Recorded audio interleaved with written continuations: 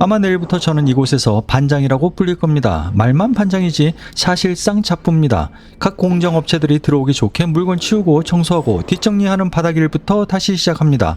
제 나이가 50대 중반이에요. 10년 넘게 타일을 붙여왔고 기술자 소리를 듣던 제가 왜 다시 이 허드렛 일을 자처했을까요?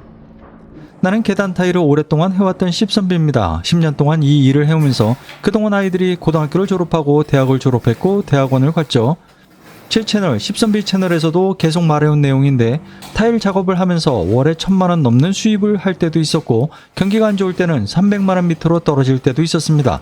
그리고 타일업을 어떻게든 법인으로 만들어 볼까 이런 고민을 오랫동안 해왔지만 이게 쉬운 일이 아니었어요. 특히 신축 건설 현장에서 작업자가 타일 기술을 베이스로 해서 회사를 만드는 게 정말 어려운 구조더라고요. 그래서 10년 동안 계속 타일 작업자로서 남아있었죠. 신입들을 받고 일을 가르치고 팀으로 데리고 다니기도 하고 독립도 시키고 사람들을 만나왔고 헤어졌습니다. 언제부턴가 이 일을 하기가 너무 싫어지는 거예요. 물론 굉장히 정직한 일입니다. 내가 만든 제품만큼의 금전으로 보수를 받는 거고 하지만 계속 내 머리를 괴롭혀왔던 게 계속 이렇게 몸과 시간을 돈으로 바꿔먹다가 어떻게 더 나이가 들어서 일이 끊기거나 내가 못하게 되면 그냥 끝인 거죠. 그 다음이 없다는 게 고민이었죠. 게다가 최근 한국 내의 변화를 보면 신축 건설 경기는 더더욱 어려워지고 있고 최근에 대전에 병원 공사를 다녀왔습니다. 여길 다녀오고 나서 이런 생각이 들었죠. 리모델링 시장으로 들어가 볼까? 그런데 이 나이에 다른 시장에 들어가서 다시 신입으로 일을 시작한다는 게 말이 될까? 그리고 이미 50대 중반인 나를 누가 받아주기나 할까? 아니면 받아준다기라기보다는 나를 키워주려고 할까? 아니면 새로운 세계에서 다른 형태로 그저 소모되는 한 인간이 될 뿐일까? 가끔 시간이 많고 내일이 없을 때는 와이프가 운영하는 에어비앤비 청소를 가기도 합니다. 와이프는 아이들을 가르치는 일을 하고 있지만 그것도 언제까지 할 수 있을까? 부부가 동시에 나이가 들어가면서 같은 고민을 하게 됩니다. 리모델링 일을 새로 배운다는 것은 와이프가 하고 있는 작은 임대업을 확장하는 것과도 비슷한 일이 될 거다. 그리고 한국은 이제 신축보다는 구축, 리모델링으로 접어들었다.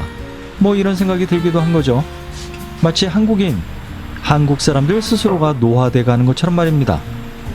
그래서 어쨌든 이곳으로 들어가 보기로 했습니다. 거기서 소장님을 만났고 이쪽 일이 어떻게 돌아가는지 이야기를 듣고 있는 중입니다. 하고 도심에서 민원 특히 큰 데서 있었던 사람들은 이거 왜 몰라 못해. 그것 때문에 예, 한마디로 민원 해결 이런 거가 안 돼.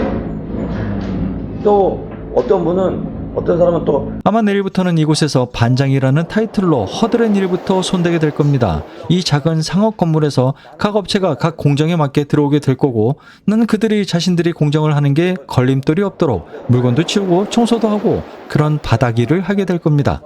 그러면서 저녁이나 주말에는 CAD도 배우고 건축 산업기사가 됐던 건축기사가 되었던 계속 공부를 해야겠죠. 가끔은 현타가 올지도 모릅니다. 원래 안 가본 길을 가는 건 중간중간에 멘탈이 바닥을 보일 때도 생기고 내가 어디로 가는 건지 길을 잃을 때도 있는 거거든요.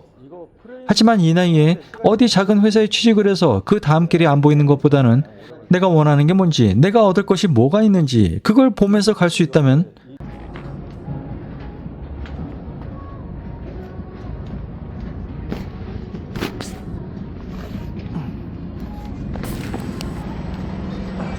난 그렇게 생각이 들어요. 계속 생각을 하면서 내가 나를 놓지 않고 이렇게 계속 살아야 한다고.